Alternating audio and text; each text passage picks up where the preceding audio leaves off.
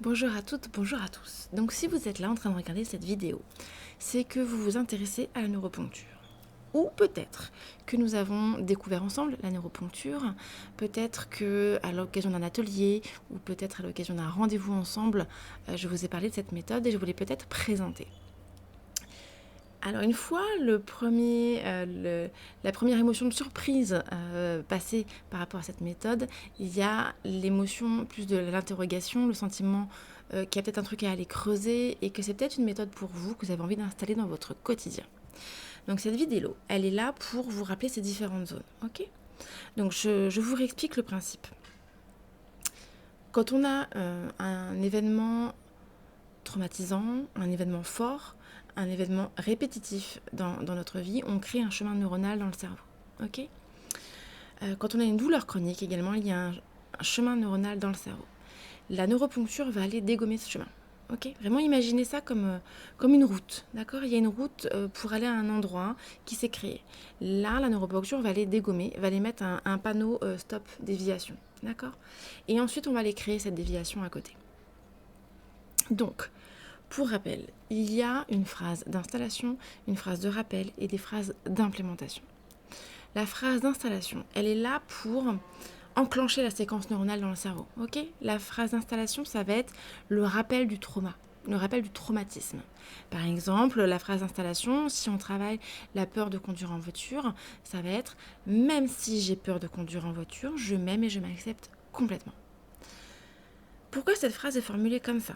Puisque, en fait, nous allons créer une inversion psychologique.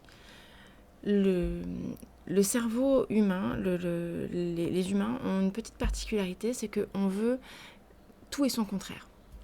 Je reprends cet exemple, on veut faire du sport, mais en même temps, on veut rester assis confortablement dans son canapé. Vous voyez un petit peu l'idée ? On veut perdre du poids, mais notre inconscient nous dit tu vas le reprendre ce poids et tu vas passer ton temps à racheter des vêtements, ça va te coûter la peau des fesses. Okay ? Donc on perd pas de poids. On veut une chose et son contraire. D'accord ? Des fois aussi, avoir une douleur chronique nous permet quelque chose. Je sais que c'est très compliqué cette notion, mais par exemple, le fait d'avoir du mal à se déplacer peut vous permettre inconsciemment d'être moins disponible pour quelqu'un, d'être moins obligé de sortir de chez vous. Vous voyez ? À vous de réfléchir un petit peu à ça par rapport à votre problématique. Là, en vidéo, c'est un peu compliqué. Donc, on va aller créer en tapant sur cette zone-là, le point karaté, et en répétant cette phrase 3 fois, on va aller dégommer cette inversion psychologique, ok ? Ce frein à aller mieux. Ensuite, la phrase de rappel. La phrase de rappel, c'est quoi ? C'est juste la problématique. Et on va aller la prononcer sur chaque point de tapping. Pourquoi ? Juste pour rester connecté à ce qu'on veut aller brouiller, pour que le cerveau sache ce qu'on est en train de travailler. La phrase de rappel, c'est le pointeur laser sur la problématique, ok ? Ensuite, la phrase d'implémentation, ce sera en fin de processus pour aller remplacer le vide qu'on va créer et pour remplacer le problème par l'état souhaité. Donc par exemple, si on garde l'idée de « j'ai peur quand je conduis en voiture », on va le remplacer par « je suis complètement apaisée quand je conduis ». Donc c'est parti, je vais vous montrer les différents points. Donc on part de l'exemple la peur de conduite en voiture. À vous de trouver votre problématique, de la travailler. Bien entendu, je vous rappelle que ça ne remplace pas un traitement médical, ça ne remplace pas un avis médical. Là, je vous parle de soulager des choses, pas de les guérir. On peut soulager une douleur au niveau de l'épaule, mais si vous avez un ligament déchiré, ça va pas le réparer. Hein. Donc continuez à aller voir votre professionnel de santé, attention. Si la difficulté est trop compliquée, si votre problématique a des aspects multiples, je vous conseille grandement de vous faire accompagner, puisqu'on a du mal à prendre le recul nécessaire.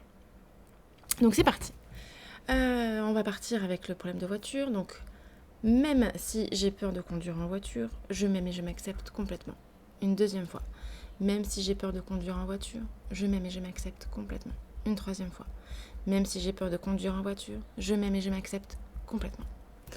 Ensuite, on va venir tapoter au bord des sourcils sur l'arcade qui fait tout le tour là. Ici, vous tapotez au moins 4 à 7 fois. Peur de conduire en voiture.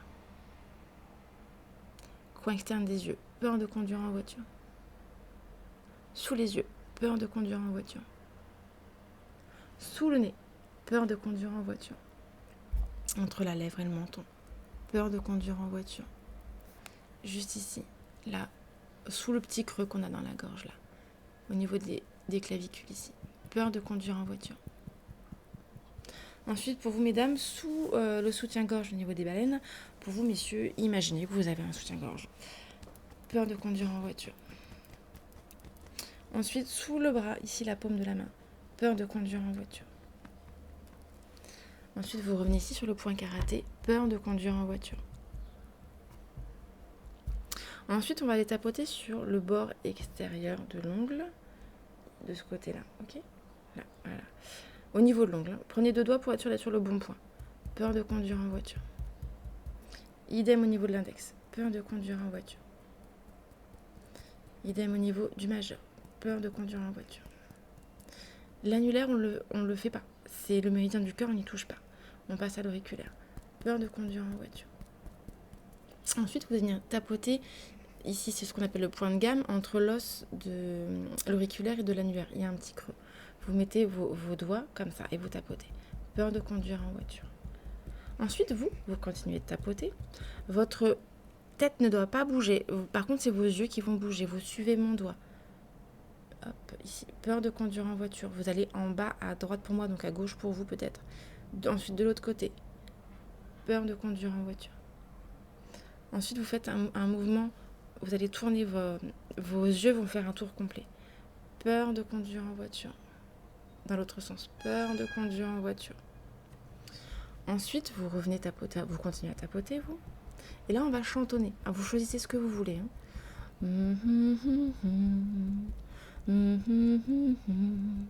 Ensuite, vous comptez de 2 en 2. 2, 4, 6, 8, 10. Et on rechantonne.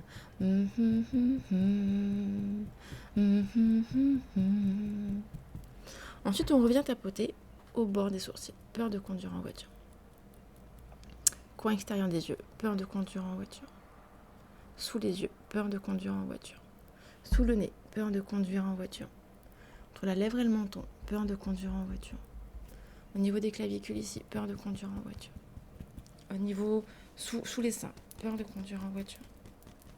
Et sous le bras. Peur de conduire en voiture. Là, vous avez fait la grande boucle et la petite boucle. Je vous rappelle qu'il est important de vous hydrater. Buvez de l'eau entre chaque boucle, puisque on est en train de faire à votre cerveau un marathon. Donc, il faut l'hydrater pour que ça fonctionne. Ensuite, vous prenez le temps de respirer. Et puis, vous vous demandez de 0 à 10 à combien est descendue votre note. Puisque je voulais pas préciser au début. Il faut que vous puissiez noter votre inconfort de 0 à 10. Donc là, à la fin de la première série de tapping, vous vous reposez la question à combien je suis. Est-ce que ça a baissé ou pas? Si ça a baissé, ok. Si ça n'a pas baissé, ok aussi. Ça veut peut-être dire que la phrase, elle n'est pas bonne. Il faut aller creuser. Vous pouvez aussi travailler le point d'origine de la problématique. Par exemple, si on gagne la peur en voiture, ça peut être suite à un accident.